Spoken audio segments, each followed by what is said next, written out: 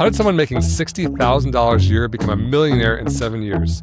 Should you buy a house? And will the new Fed chair make your mortgage cheaper? Let's find out.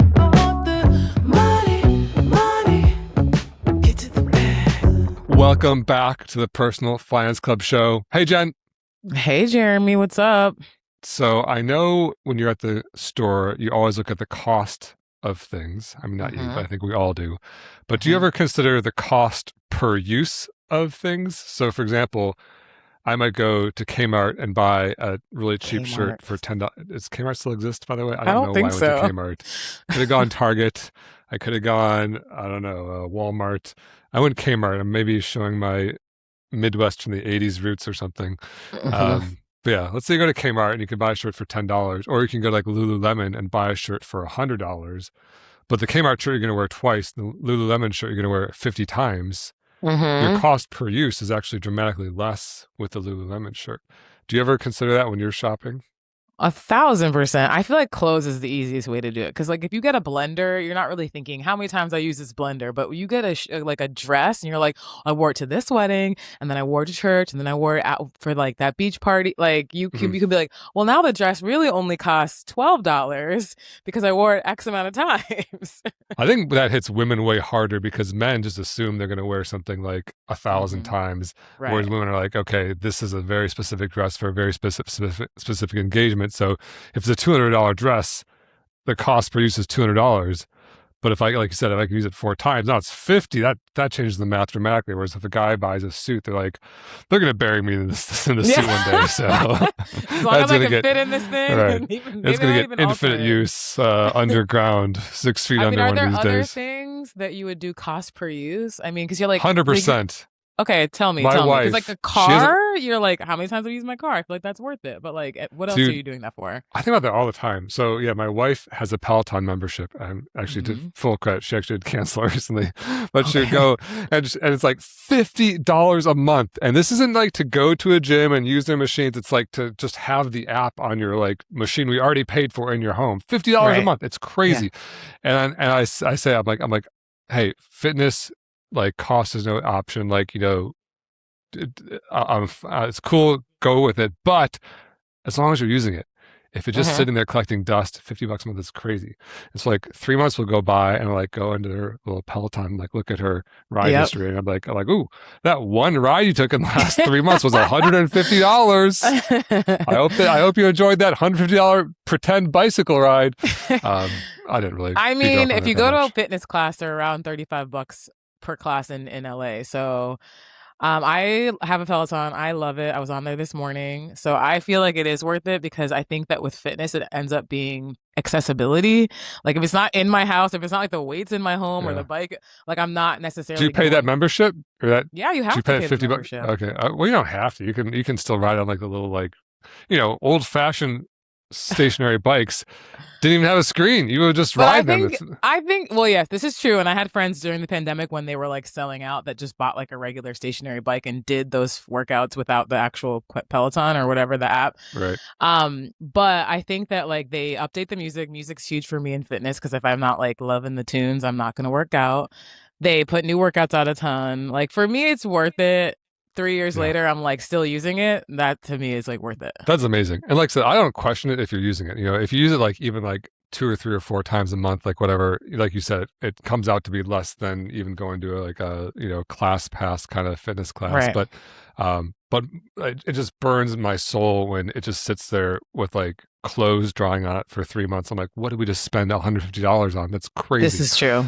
I do dry my clothes on there. See, I told you it's just these stationary bikes.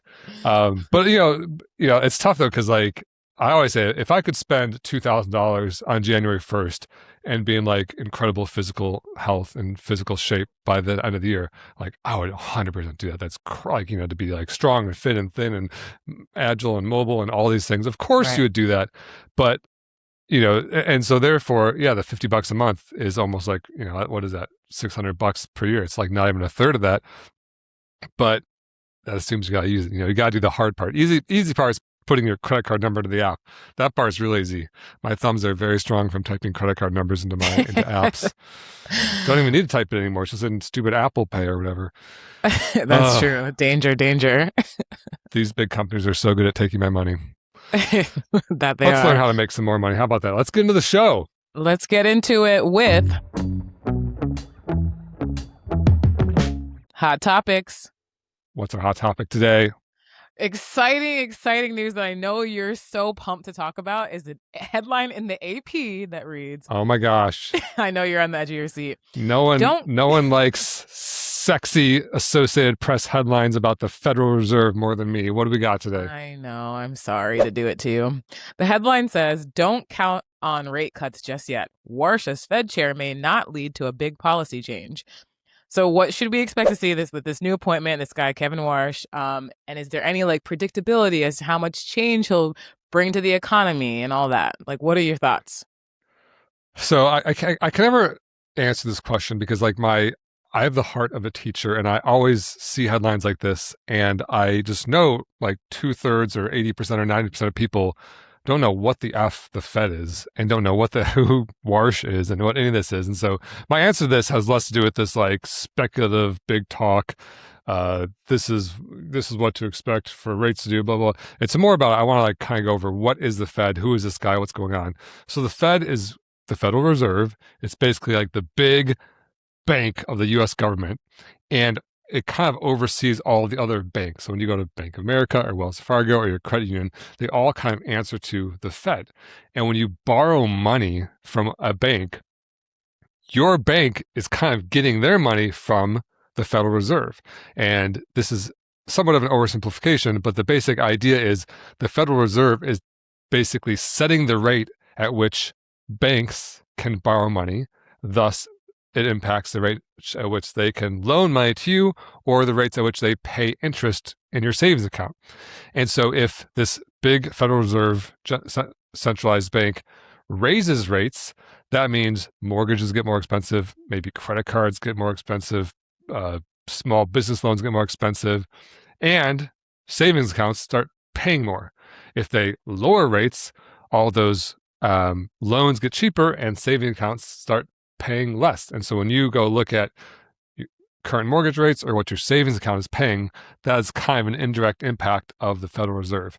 And this gets a lot of news like this because a lot of pressure is put on this centralized bank, this big government bank, the Federal Reserve, to basically not ruin our economy. Because if they do the wrong thing with these rates, it can ruin the economy. So for example, let's say they put rates at 0%. What that would mean is that all the companies in the world can start borrowing a bunch of money. People can buy more homes. People can, get small business loans. They can run up their credit card at a lower interest rate. It basically just floods the economy with more money, which actually causes inflation. Because let's say if tomorrow, today mortgage rates are around 7%. Let's say tomorrow mortgage rates were 0%. That the average payment on a home, your average mortgage payment on a home purchase, would probably drop in half or less because you're not paying interest anymore. And what would that do to prices? It would shoot up home prices. So that $1 million home you want to buy would now be $2 million. And, that just for homes, same kind of thing would even happen with food and with clothing because people have more jobs and people have more, more money from their credit cards. So basically that is kind of inflationary when you lower rates. But then when you raise rates, it kind of slows the economy. It's deflationary, which is good, but it also means hiring slows down. The real estate market slows down, job market slows down. And so I kind of picture it they're on this massive freighter, like a big, huge boat called the U.S. economy. And there's no steering wheel, there's no throttle, there's no anything. There's just one lever, lower rates, higher rates. And they're trying to navigate this massive U.S. economy with exactly one lever, forward or back. And they get a lot of heat for it. And so this guy, Kevin Warsh, is the nominee to be the new chairman of the Federal Reserve, replacing Jerome Powell when his term ends on May 15th. And historically, This is where politics kind of get entered into. All you people who say, don't talk about politics. Hey, sorry, we live here on planet US where politics has Planet its US. hands in. I mean, I was going to say planet Earth, but this isn't really an Earth thing. This is a US thing. But here in planet US, politics has their hands in my pockets and they're putting their hands on my dollar bills. And so if I'm walking down the street and someone puts their hand in my pocket, You got a lot to worry about. I'm gonna have words with that person, unless they're like married to me. And even then, I'd probably still say something. I'm like, why is your hand in my pocket? What are we doing here? What is this? I'm game, but what is this? And actually, that's what I would say to a stranger too. I'm like, I'm game, but I just want to know what the game is. What? Don't tell me. I'm ready to go. Tell me later. Tell me if I won or lost. I'll find out later. Oh God. Just kidding. This is not. If you see me on the street, do not. Don't well, put actually, your hand in my pocket. surprise me. Surprise me. All right. So politics enters here because now the president nominates the chairman of the Federal Reserve. Mm-hmm. And the chairman of the Federal Reserve is like the main guy in charge of this big bank. But it is important to note that Jerome Powell, the exiting chair, and Kevin Warsh, who's currently the nominee, but looks like very, very likely he's going to be confirmed and take over in a couple of weeks here, will be the new chairman. They don't set the rates. It's not like Jerome Powell is saying there, what do I want rates to be? There's actually a Federal Open Market Committee that has 12 members. That's like various board members and presidents of various parts of the federal bank. It's like, a little bit more complicated than even I care about. But basically, there's 12 other people who vote on this thing. And those 12 people, the chairman has a 4-year term and is basically nominated by each president, each presidential term. The members of the board that are like voting on this thing, the Federal Open Market Committee, they serve 14-year terms. And they specifically have really long terms so they can like outlast several presidents. And so if one president is being a dick to you, you're going to be like, whatever, man, I got 9 more years in my term. It doesn't, I'm going to be an old man by the time this is over. 14 years is a long term, right? And so long term, the rules of the Fed have been set up to basically try to withstand political pressure. And, we live in a very political time if you've turned on the TV lately. And if you see President Trump these days, he'll be saying things like, once Kevin's in office, he's going to lower rates, because presidents tend to want lower rates. They want to pour gasoline on the economy and have lower mortgage rates and have more business spending and have a hotter job economy, blah, blah, blah. And those are all good things. But the bad things, the inflation is kind of like the next president's problem. And we kind of saw that at the end of COVID, where COVID hit 2020, and this was bipartisan. Trump had to be president, but both sides of the political aisle basically voted to have these massive, massive stimulus packages. Just give money to everyone, try to survive this crazy once-in-a-lifetime pandemic. We'll do our best. But then Biden takes office, extends some of those stimulus payments, and then we get this hyperinflation. Hyper might be extreme, but inflation went from like around 2% up to like in the 9s, which is crazy for the U.S. in the recent history. And that wasn't because everyone who's hearing this is probably going to put this through their own political lens, but in my opinion, it wasn't because Biden was just making inflation happen. That was like the echo effect of all this COVID stimulus, which started under Trump and continued under Biden. So, point fingers to whichever guy you didn't like. But that was the bad thing for the economy, but it happened later. Whereas like the good thing kind of happens before the next term, right? So Biden, or before the next election, right? So Trump, current president, would love to have rates drop to make job numbers look good and make, mortgage numbers look good, to get more votes for his party, and then let inflation be the next guy's problem. So this headline is saying, don't count on rate cuts just yet. Warsh as Fed chair may not lead to big policy changes. And so it's basically saying, hey, even though this is like Trump's handpicked guy, you might think that he's just going to do whatever Trump wants. But one, Kevin Warsh doesn't say that. And during his nomination process, he was saying, I will be independent. I'll do what the Fed is supposed to do, which is make decisions best, independent from politics, best for the economy, long-term interest of the United States, yada, yada, yada. And he actually has one vote on that 12-member panel, but 11 others also vote who have these 14-year terms. And so while he he's like the mouthpiece, and he organizes the meetings and he sets agendas and yada yada yada. The committee still is really setting those rates, and so I don't think we're quite at Banana Republic. Is that what it's called, a Banana Republic? I know What? I know that's like a clothing store, but isn't it also Right. like a pretend like government where it's just like not serious or whatever? Oh, I've never Um, heard it used like that. yeah, I think that's why the store is called that. But I'm already probably saying I need to go find a political science major or something. But I think a Banana News to Republic is like me. I think it's like I think it's came from like Central America where these fake governments that like weren't actually serious like representations of people, but just were ruling through military or whatever, but not like so they might, a Banana Republic might have like, I'm putting air quotes here if you're listening, might have a, you know, 12-member committee, but it wouldn't be serious. Like they would just do whatever the military leader Ah, wanted. gotcha. Um, but I think we're not there yet. I think it still is serious, and since these are 14-year terms, and the threads of democracy are hanging on just barely or whatever. Um, we'll see. But I think the headline is basically saying, while this seems, Trump seems to be someone who puts political pressure on many different, people in the government. It's too soon to say whether that's going to happen here. And, frankly, a lot of Americans want lower rates, while it's nice to have more interest in your savings account. I think most Americans prefer lower rates for borrowing things like buying new homes. Hmm. And so, and of course, I would like that too, but I also don't want our economy to spin out of control and become, hyperinflation like Venezuela or something, which would be very bad. So time will tell, but I wouldn't go mortgage shopping just yet. I think you gotta wait to at least till the 15th to see what he does there. All right. Time will tell. And if and when he is appointed, who knows what will be going on in this world that we might not even be worried It about might that be a that new time. hot topic by then. Exactly. Hopefully a couple.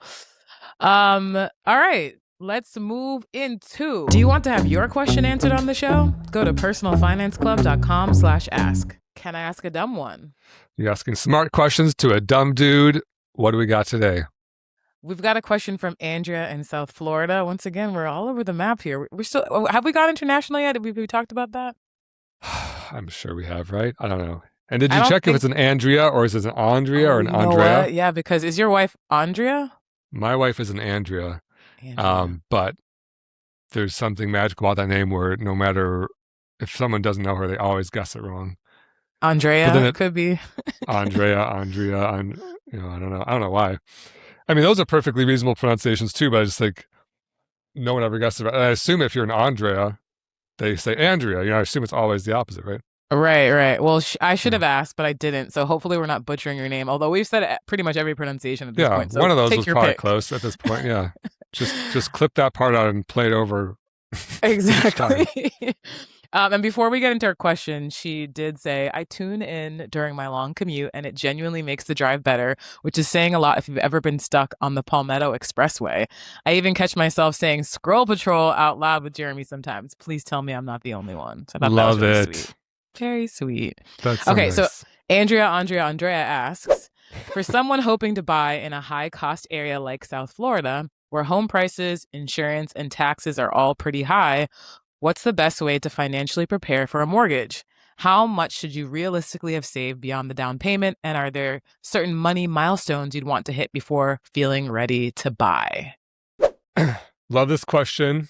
And I actually just saw this like report or news story, something that had Miami, which is South Florida, and San Diego, which is where I live, tied for the least affordable places to live in the US as measured by average income divided by housing and food costs. So basically, South Florida and Southern California, we spend more of our income on food and housing than anywhere else in the US. Even Yeah. like the Bay Area, which was a little bit surprising, is that the Bay Area has much higher wages, right? People are just making Right. more on it. That's not true for everyone, of course. If you're like working as a server or something in the Bay Area, things are probably pretty rough. I don't know, maybe you get tipped really well or something. I don't know. But I just feel like a lot of people move to South Florida and Southern California for the weather, essentially, pay the sunshine tax and jobs, career be damned. I'm just going to make it work. And, and the net result is we're basically paying a lot more for housing relative to our incomes because there's not massive, like, New York City, San Francisco economies here. I mean, of course, Right. they're both big cities with lots of jobs, but that's the idea. So, the first thing I would say is, you don't need my permission, but I'm going to give it to you anyway, which is you have my permission to not buy. These home markets are really, really expensive relative to renting. And they, sometimes like the market is efficient and the market does its work, but it's not efficient here in that, renting can actually legitimately be cheaper, can be the correct financial decision. I'm not saying it is. People, when I say this, they lose their hats. They take their hats and throw them out the window on the Palmetto Expressway, and they just lose their hats right out the window. And they say, Jeremy, and he throws, how could renting be better? You crazy guy. And I'm not saying it is better. I'm saying it could be better because sometimes so many people want to buy and so many rich people are buying that home prices get pushed up so high, but the rental market is a separate market, and the people competing for home purchases have way more money than people competing for rentals. And you can actually just live for a lot less money renting. And rentals sometimes have other benefits like the economy of scale. For example, if most people will buy a single family home if you're a buyer, but will rent an apartment. And apartments have shared walls and shared land space and shared parking and shared utilities and blah, blah, blah. And it actually makes living there cheaper than owning the whole land, owning the whole property and doing it yourself.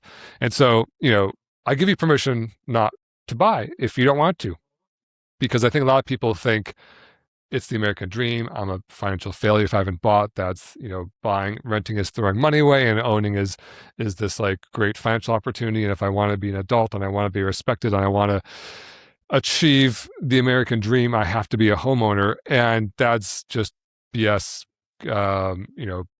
financial baggage that we've like brought with us from the 50s or something. It's not true. So second, that's my first thing. You have permission not to buy if you don't want to. Second, I would look at the real costs of homeownership. First thing I'd start with is you want to at least save a 20% down payment. I would never buy a home with less than 20% down, because when you're in the less than 20% down territory, you, one, are paying PMI, which is primary mortgage insurance, which means on top of all the other expenses I'm going to go into in a second, you're paying even more expenses because you put so little down.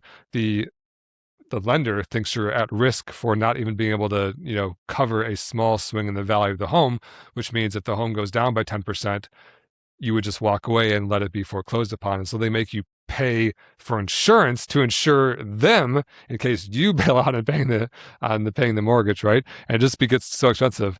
And also, if you can't save 20%, then I think you're rushing a little bit, right? Rent for a few more years. If you're cutting it so thin that you can't get to 20% down payment, then just be renter for a few more years. No big deal. Pile up money. And if you're cutting it so close that you can't save that 20%, then you're probably not going to be able to pay the mortgage either, because consider all of the costs. So first, let's say you're buying an $800,000 home. 20% of that is $160,000.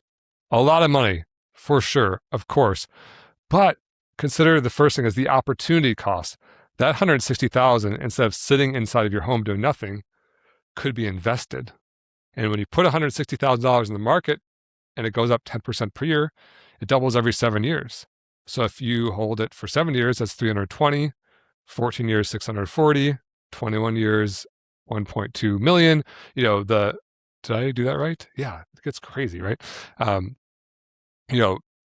It can turn to millions of dollars over the course of what you would be paying for the mortgage. Homes go up in value too, of course, but not as much as the stock market, especially not relative to their expenses. What expenses you say? Well, one thing I like to say is that rent is the most you'll pay. So if you're renting a place for $3,000 a month and the roof needs replacing, your rent is $3,000 a month. Or if the insurance goes up on your place, then your rent is $3,000 a month. Of course, rent can change year to year, things like that, but there's not like a bunch of unknown surprise expenses. Like your rent is your ceiling. Whereas with a home, your mortgage payment, basically repaying that loan, the principal and interest on the loan that you borrowed to buy that house, that's the least you'll pay. because on top of that principal and interest, you have to pay property tax. My property tax here in San Diego is like $2,000 a month. I pay like What? $24,000 a year. That's my It's rent. crazy. I know, exactly. I know. Jen's over there as a renter. I'm like, yeah, I know. And so like, I don't pay rent, but guess what? I do pay rent to the county of San Diego government just to have my road paved when I leave my house. And when I used to be a renter, like my last rental was $1,350 a month. It was obviously Wow. it was like much smaller than my current home because now I have a family and things like that.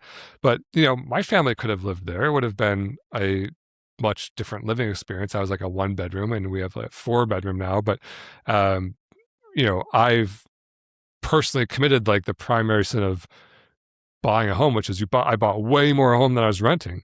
And so while buying versus renting isn't really the issue is how much are you paying? And I'm paying way more because of property tax. So yeah, we have principal and interest, property tax, also maintenance. I think a lot of new homeowners assume maintenance isn't really that big of a deal. What is it? A trip to Home Depot every few months, and I buy a new filter for my heater, which reminds me, I think I need to do that. But maintenance, they estimate to be 1% to 3% of the home purchase cost. And property taxes depends on your state, but usually around 1%. So, if you have an $800,000 home, 1% of that is $8,000 a year you're paying in rent. Mine is about 1%. My home is around $2 million, and I'm paying $24,000. So I think it's about 1.25%. My I know, God. it's crazy. If you're living somewhere in the Midwest, you're like $2 million, that must be a beautiful home. It's a very nice home, but it's like it's like almost like a starter home in Southern California. Crazy Yeah, to say. but maintenance, I think a lot of people think, oh, it's like a, you know, called the refrigerator repairman here and a air filter there. But what really happens is you're living there for 3 years, and then you're like, oh, the roof's leaking. You call a roof guy, and he says, this roof is rotted to the core. You need a new roof. It's going to be $15,000 or it's going to be $22,000. My And God. you're Is like, your home oh, new? Did you buy it new or did you buy it from someone else? I mean, it was built in the 70s, Oh, but wow. it was remodeled right before we moved in. Flipper had it. Wow. Um, but, Nice. flippers kind of do like the big stuff, and then all the little stuff are left to you. So this is not about my home. We did a Sorry, lot. sorry. I just got we, distracted. no, I love the questions. But I mean, it's a good point because when we moved in, we put turf in the backyard, which was like totally necessary because the kids play there. And we installed a fireplace insert, which is totally necessary because we like use it every single day. And I did epoxy in the garage floor, which was totally necessary because like we do laundry in there and I work out in there, and like it's, we put mini splits in the kids' room and in our room because mini splits I are don't like even know what little air half these conditioners. words mean. What is turf, like fake grass? Yeah, fake grass. Turf. All You right. don't know the word turf? I don't know turf. Turf to me sounds like pavement, like Jen, asphalt. we're planting, like, have you ever watched a sport before? Turf is like a common vocab word. Okay, okay. What'd you say? Split screen? What'd you say about the kids' room? What do you Oh, splitters? oh yeah, so then I did kind of roll through that. The fireplace, we did an insert, which is basically putting like a gas electronic fire inside of your fireplace. And so now we can like tell Alexa to turn our fire on and off. It's very Oh nice. my God, rich. Yeah. Yeah, no, it's very rich. Garage floor, we did epoxy, which means like normally you walk into a garage and it's like just concrete on the floor, but we actually did one of those like these like shiny speckled, really nice. I mean, it looks so sharp. But like, and then the mini splits are basically split means split air conditioning and heat, and mini means they're kind of small and they go up on the wall. You've seen them Nice. before, like in stores and things. It's like a little air conditioning unit up on the wall, Mm-hmm. and on the second floor in California makes a huge difference because you can cool down a room in like 2 seconds without having to AC the entire house. Mm-hmm. But every one of those things I just mentioned was probably about $5,000 each, and I skipped over a Jesus. lot too. And so we probably spent 60 grand, you know, on little stuff when we moved in. And 60 grand, you amortize that over the time we're going to live here. Let's say we live here for 10 years, it's still hundreds of dollars a month that we're putting into maintenance. You do one remodel, you do one roof repair, you do one garage or one driveway replacement. Like, this stuff happens to homeowners. It's a money pit. It's a total money pit. And, so don't assume you're going to get away with just DIYing a trip to Home Depot once a year because, that stuff is going to happen. If you're married, your spouse is going to, I don't know if you're what gender you are, if you're the same gender, or if you're, a new gender, I don't, but your spouse, I promise you, is going to want to remodel. Jen's like, fuck, we got I canceled. feel like we're gonna get Okay. canceled. I don't want to do this anymore. I've gone off the rails. I've gone off the rails. But the point is, your spouse is going to want to do a remodel. I promise you. And then you're like, oh man, what's like? Oh, $20,000. All right, add that to our monthly, So amortized if cost. if you weren't married, you wouldn't do any of these things? No, I would be living in a 1350. Well, I was living in a garage apartment. It was 1350 a month. That's actually no. I did buy my first place, which was a condo by myself. And then did you do Um, any upgrades in your I condo? know that's a fair. I gut remodeled the entire thing when I moved in. It was like built. They like hadn't been remodeled since the '70s, and I like did it all. So I don't know why I'm blaming my spouse. This is. I hope Andrea, not the Andrea who asked this question, but the Andrea who's married to me, doesn't listen to this episode. She's gonna make. I hope she Use doesn't that either, but Peloton. for different reasons. Okay. Okay, so you're gonna be doing Hopefully, remodels. It's gonna cost you a lot of money. right. So that's maintenance. I'm just adding Mhm. all these things that are going to cost you for being a homeowner. Crazy. Then you add insurance. If you buy a home, you basically, and you have a mortgage, the mortgage company requires you to carry homeowners insurance. Or if you buy it in cash and you don't cover homeowners insurance and your house burns down, you lose potentially hundreds of thousands, if not millions of dollars. In LA, Asset. they do make you get renter's insurance, but mine's like $24 a month. Yeah, renter's insurance is cheap, where homeowners insurance is like usually on 0.5% of the cost per Crazy. year. But they don't cover earthquakes here. Like they make you get renter's insurance, but you really can't get earthquake coverage like anywhere. Oh, dude, I can rant about insurance all day long because it doesn't cover earthquakes, it doesn't cover forest fires, it doesn't cover wars, it doesn't cover it doesn't cover a lot of stuff. And then I'm left thinking, well, what happens in that case? And what happens is you just take the loss, you eat it. And I'm like, Crazy. okay, if I'm already eating it in like half of these scenarios, why what are we even doing here? Like, why do I have to pay you to cover the other half? You've already decided what you're willing to cover and what you're not. There's some insurance broker out there right now who's like punching a hole through their hat bag. No, Jeremy, you don't understand. Kitchen fires are the number one cause of grease on the walls. And What? I don't know. And then if it's your fault, don't you still have to pay anyway? I don't know. I don't know how it works. Like if there's a kitchen fire and you caused the kitchen fire, is that covered by your renter's insurance? I actually think it is covered, to be fair. I mean, it depends. If it's like arson, it's not. If it's intentional, Right. but I think accidents are covered. Yeah. Okay. Yeah. Fair enough. It depends. Don't come to me for your insurance advice, except for not to use it as an investment. All right, continuing. We're just ranting about all these expenses. Continuing, utilities, landscapers, cleaners. You say cleaners, landscapers. Landscapers you're probably not paying as a renter. Cleaners, maybe you are, maybe you're not. But generally, a lot of people like rent modestly and buy extravagantly, and then you're like, oh my gosh, we've got this 4-bedroom house, we can't even keep it up. We're going to hire cleaners now. Exactly what we've fallen into. And so add another 0.5% to 1% a year of the home cost in that stuff. Utilities get more expensive as the home gets bigger. I used to rent a duplex, and my utility bill was like $14 a month. It was just like this little tiny 400 square foot thing. Wait, what? $14? Like $14 a month. And this was back in probably 2014, so it was 10 years ago.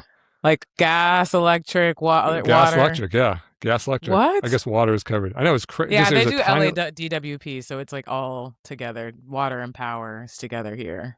For $14? No, it was because, I had like, it was just a tiny little place. I lived there by myself. I had like one TV. There's like no appliances. There's like nothing. Were you very cautious of like making sure lights were on and off and things like that? Are you that kind of person? I mean, I just think when you live alone, you kind of just naturally are. There's like less blame to go around if someone's leaving lights on. Right. Now with multiple people, like, it could have been anyone, and what are you gonna do? But yeah, now my utility bill probably ranges from $250 to $600 a month. Woo! Because now we have air conditioning and heat and fireplace and garage doors opening and laundry being run 10 times a day because we have kids. It's and utilities have just got a lot more expensive in 10 years.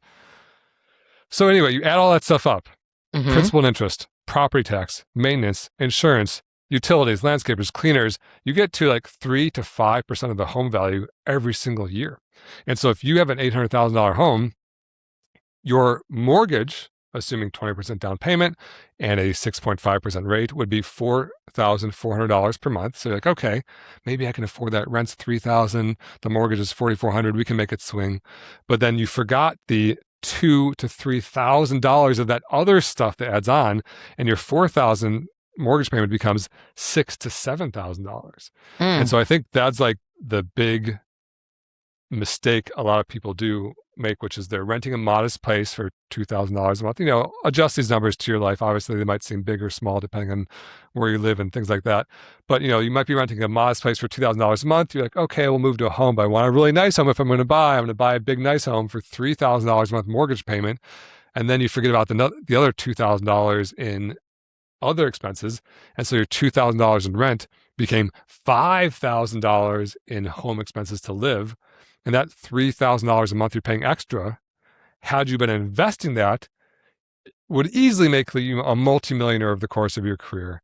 And so, and whenever I go on this rant, people get so mad. They're like, Jeremy, renting's throwing money away.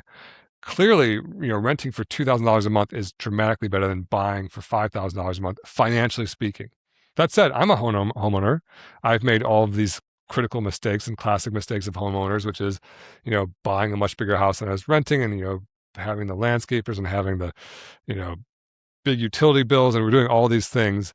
But, I made a decision that I'm choosing to spend my money this way, or my wife and I are choosing to spend our money this way because, we want a home that doesn't have a landlord, and you can't always rent homes like this consistently and things like that. But the bottom line is you're not going to win the rent versus buy debate. There's not one answer that's going to make you magically wealthy. The big debate is just how much you're spending total.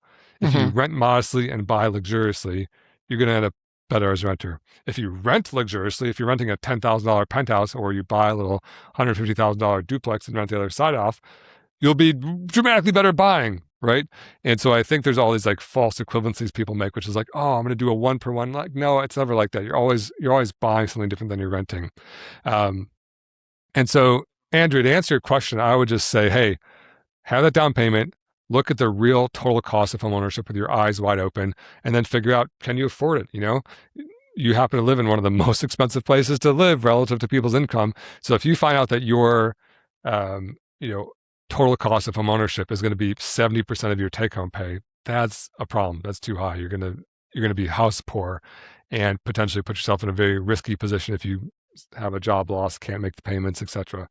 If you do all the math and you come out to 20%, you're in great shape. 20% is really low, and there's no exact number that's right or wrong. It depends on your numbers. But I think just going into it with your eyes wide open is a good idea.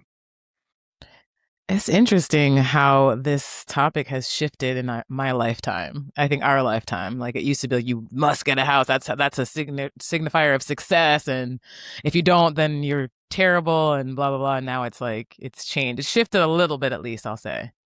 I think that's very true. And I think that it's partially just the math. I think back in the 80s, or maybe the 80s are a bad example because rates were really high, but back in the 60s or something, it would take, 3 years of your, I'm making these numbers up, but it's, 3 years of your salary as a single income household to buy a house, to fully pay off a house. Now that number's more 8 or something. And so it's become dramatically, and 8 doesn't sound that bad, except that's assuming you're putting your entire salary into it. Right. And you have to pay for other stuff along the way. And so it really means it's becoming really, really less affordable. And I just think, this kind of these tree-lined white picket fence streets with everyone having their own home has kind of been baked into us as the measure for American success. But I don't think it needs to be. I think that you can live in a tall building in New York and raise kids there, or you can live in a, triplex and rent one unit out and rent the other unit to your brother and live there. There's no rules about what success is and what success isn't.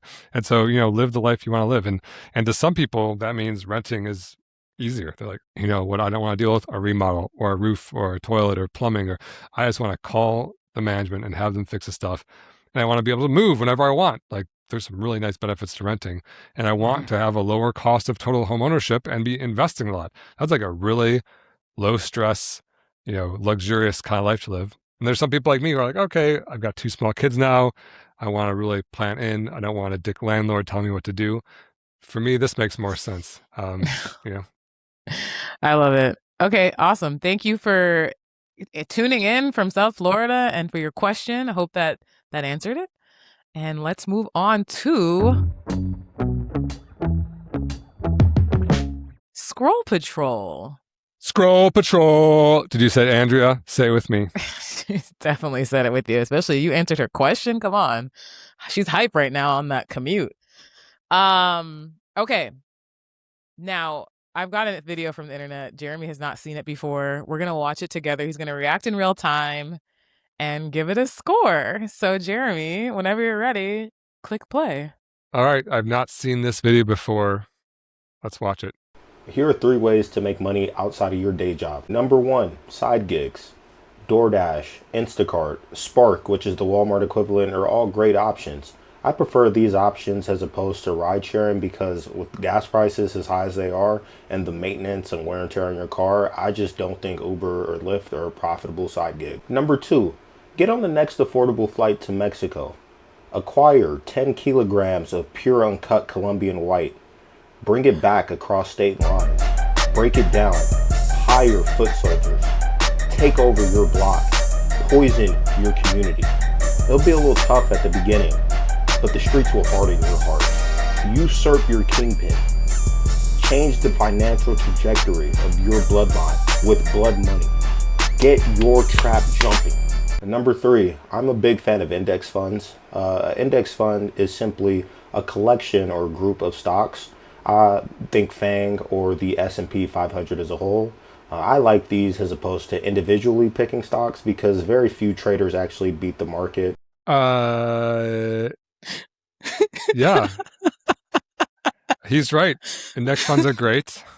We talk about them all the time. Technically, FANG is an index fund. I see what he's saying there. We talked about it last episode. That's the first time I'd heard of FANG, and then for it to come back up again, I was like, wow. That's the first time you heard of FANG? Well, maybe I hadn't and didn't know what. I just thought it was something else. Like it went over my head. It's like you're gonna laugh at me. I never heard of a Rivian before you started talking about wanting it, and now I see them everywhere. But I'm sure I saw them before. That's how it always goes. You've never heard of something, and as soon as someone brings it up, then they're everywhere.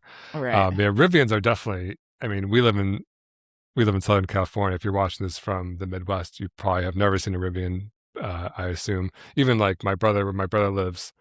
A Tesla is still a rare sighting. Same. When I moved to LA, I was like, "Oh my God, they're everywhere!" And I had probably knew the number by 5 Teslas in my life until I moved to LA. Right, and now it's Teslas are 50% of cars around here. It Seriously, seems including 50% of the cars in the driveway. Oh my 1 God, out of 2. Hilarious. But man, it's a nice ride. I know.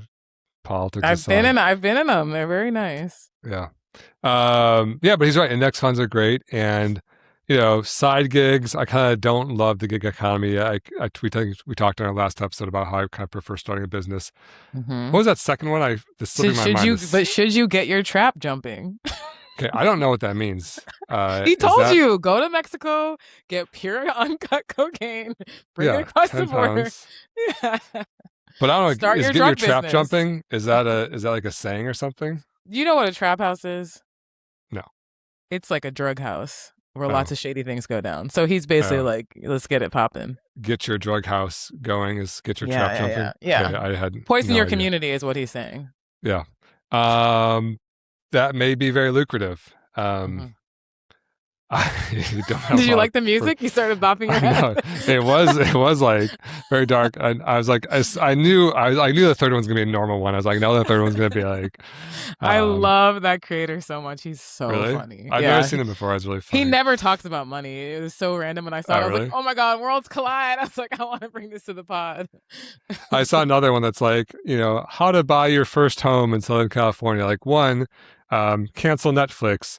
2, make your coffee at home. 3, borrow $1 million from daddy because you're a special little boy. I've seen those, yeah. And then 4, drive for DoorDash or whatever. I see those so much, and I have to fight to not bring those to the podcast every week. I'm like, Jen, be serious for a second. But this week I couldn't help myself. No, that was good. Yeah, I don't know about the drug thing, but the other two Okay. are fine. I don't. Okay. How do I grade this? I mean, I'm a big fan of Breaking Bad, and it kind of gave me a little bit of Mhm. like Breaking Bad nostalgia, Yeah. and Yeah. I was like, maybe I should do that. I would be a very unlikely drug kingpin. Get your trap jumping. I want to get my trap jumping. We got a big house now. You talked about my 4 bedrooms. You could have a couple. How many? My garage floor is epoxied, so the meth spills won't be too bad. There you go. Don't worry about the kids; they'll be fine. Yeah, I've got turf in the back, which Jen thinks means concrete or something. Sorry, I'm just not a home Don't you ever improvement watch gal. football? They're like, oh, this is I turf don't versus watch real grass. football.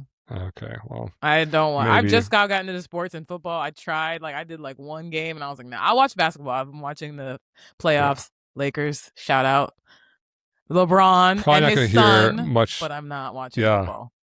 the father to son assists. It's Pretty crazy. crazy. And yeah, if they're talking about turf in basketball, they've probably gone pretty far off course there. Right. The ball's not going to bounce well on turf. All right. I give this video a rainbow unicorn. Okay. That's the grade. I feel So like he you'll had 2 out of make it 3. You give happen. him like a C. Like he got 2 out of 3. No one's ever gotten a rainbow unicorn before. That's better Okay. than an A, Sure, right? sure. Okay. I'm not giving it. No, I'll also give him an A plus because I think it's hilarious. And the 2 other ones were perfectly. Anyone who says index funds, I actually do appreciate when non-finance creators have like gone the index fund memo, because what he said was like very few traders beat the market. He's like 100% true, and I just think Yeah. more normal people should be saying that, because I think a lot of people still think. I see these like threads pop up where someone's like, I need to learn to invest. I need a mentor. I'm like, do you think you need someone to be like coaching you on which stocks to buy? Because you don't. You need to follow that Right. kind of advice, which is to buy the index fund. Well, in fairness, they might need a mentor for like 2 sessions. It's, you know what I mean? Just to be No, like, totally. here's how I'm you not get knocking started. the mentor, but Yeah. I'm worried that like what they think is For sure. They think they and need like there a might lifetime be- coach. Yeah. and that they might be opening themselves up to Day more trading. predatory coaches who are trying to push some agenda on them. Sell them something like a podcast. We're or doing our something like best here that. on the on the podcast. We're doing our best here. Oh, that's great. Yeah, no, I think he's like a comedian or something. So normally his topics actually he's so random. He'll talk about anything. So I was like, when the worlds collide, I was like so happy. Ugh. Nice. Love it. Okay, let's move on to our final segment. Money. Jeremy had time today. I'm in the comments. People are yelling at me, and now I get to respond to them without their ability to, fight, make their case. But they can have their own podcast if they want. This is our podcast. That's true. It's today, harder Jen? than it looks, guys. Yeah, we're fighting Okay, bad so- internet connections over here and off kilter audio. We do all this. We do all this stuff for you. Don't even, I'm depressed. Okay. So this is, you got some action on a recent Instagram post titled PFC Millionaire, where someone who started their personal finance journey with your help in 2019 just became a millionaire. So do you want to Amazing. tell us about their testimony before we hop into the comment section? Yeah, it's weird because back in 2019, 2020 is kind of when I started my personal finance creator journey, and I had like a really big influx of followers. I kind of hate that whole term, but a lot of people were starting to follow back then because of COVID, and everyone was indoors and learning about this stuff, and the market was being crazy, yada yada yada. And so I feel like now, 7 years later, there's this like early beginning of this wave of new PFC millionaires who are coming up, who said, I was broke or had very little money when I started following you, and I just do what you said, which is follow the 2 rules: live below your means, invest early and often. And now I'm a millionaire. And they're on the early wave, which means, like, of course, they're not just investing $100 a month. They're investing a lot of money. But the point is, they're living below their means. They're investing. They're not buying insurance. They're not day trading. They're not doing stupid stuff. They're just following the simple rules and, stacking their index funds over and over and over. And now they're cracking $1 million, and they're DMing me, and they're like, Jeremy, it happened. I literally at one point just started like screenshotting, and I think I've got like 10 or 15 screenshots from like That's a day or amazing. two that I'm gonna like make a post out of, because they're all millionaires and they all have a very similar story to this. And so this post says, With the market back near record highs, I'm hearing more and more stories like this. And this is a DM I got. It says, "Hey man, I started this journey in 2019. My first DM to you asking you for help with index funds. Just liked to tell you and share I finally crossed 1 million net worth. 850,000 is invested in index funds and some Tesla, Amazon, PLTR, which is Palantir. When I first reached out, I had about $60,000. Thank you for your posts and help." And he actually shared with me a screenshot of his net worth tracking software. He uses Personal Capital, which is now Empower. And sure enough, it shows $60,000 back on November of 2019. And as of today, it shows $1,196,000. That's awesome. That's so inspiring. Pretty crazy. Yes. And what did this commenter say? Okay, this commenter says, which is funny, even when your commenters are kind of coming after you, they're still nice. He says, or they say, he def had more money to lump in and invest than most people. If you're on less than $100,000 salary, this is not feasible in that time. But also, heck yeah, good for him.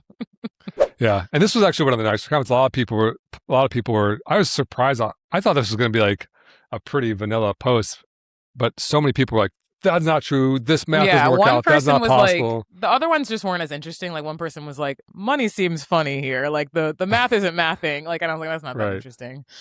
Yeah, but a lot of people were like, "This isn't possible." And it's funny because my more typical post is just giving theoretical examples or hypothetical examples, like, Sally the emoji saves $500 a month with a 10% return and will have $3 million when she retires.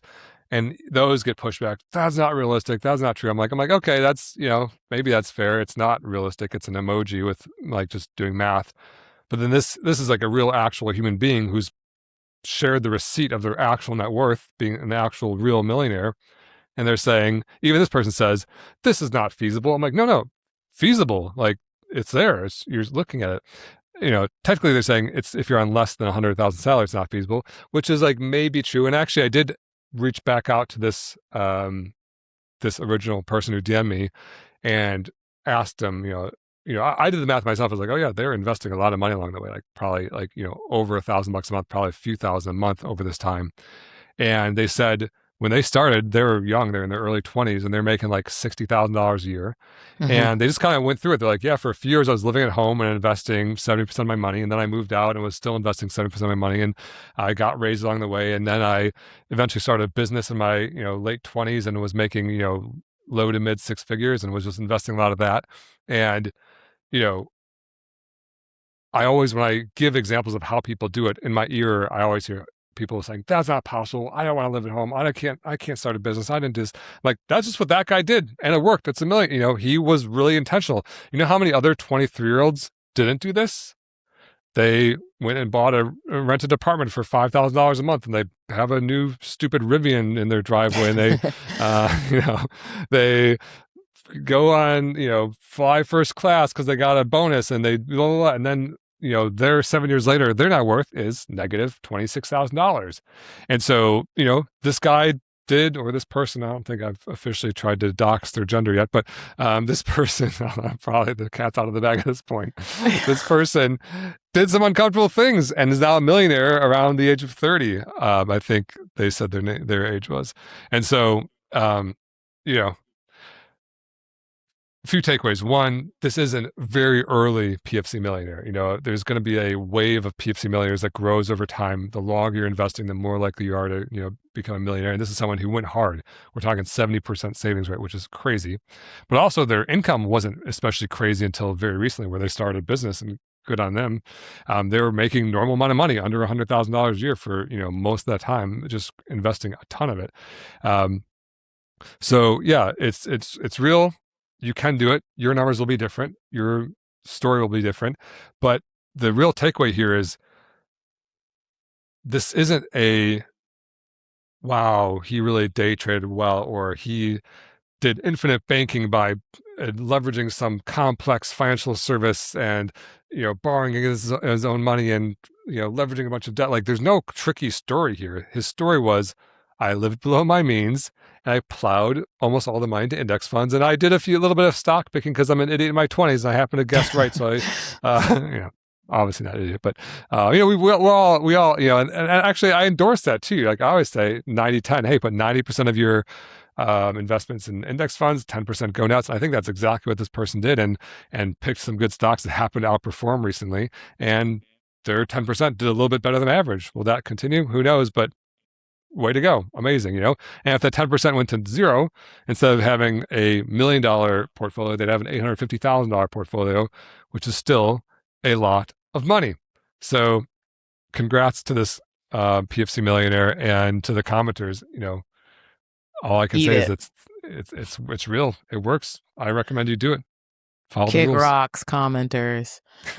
They're always so nice. For always trying to dunk on the I know. commenters. I was like, but also, heck yeah, good for him. Like the I nicest know. person So ever. funny. I'm like, this is the meanest I could find. I know. Okay, amazing. That is an awesome PFC success story. And we are now at the end of our episode. Thank you for listening. Come back. Hopefully we didn't piss you off, and you can come back next week. Yes. And if you want to build wealth, all you got to do, just like that anonymous person in the post, is follow the 2 rules of Personal Finance Club. Rule number 1, live below your means. And rule number 2, invest early and often. See you next week. The Personal Finance Club show is produced by Jeremy Schneider and Jen Mundia.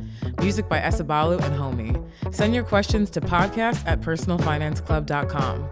The Personal Finance Club show is co-hosted by Jeremy Schneider, who is a co-owner of Nectarine, an SEC-registered investment advisor. The views expressed on this show are those of the hosts and guests and do not necessarily reflect the views of Nectarine. Please refer to hellonectarine.com for all relevant disclosures.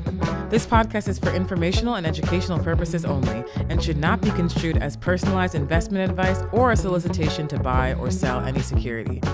Listeners should consult their own financial, legal, or tax professionals for advice specific to their situation.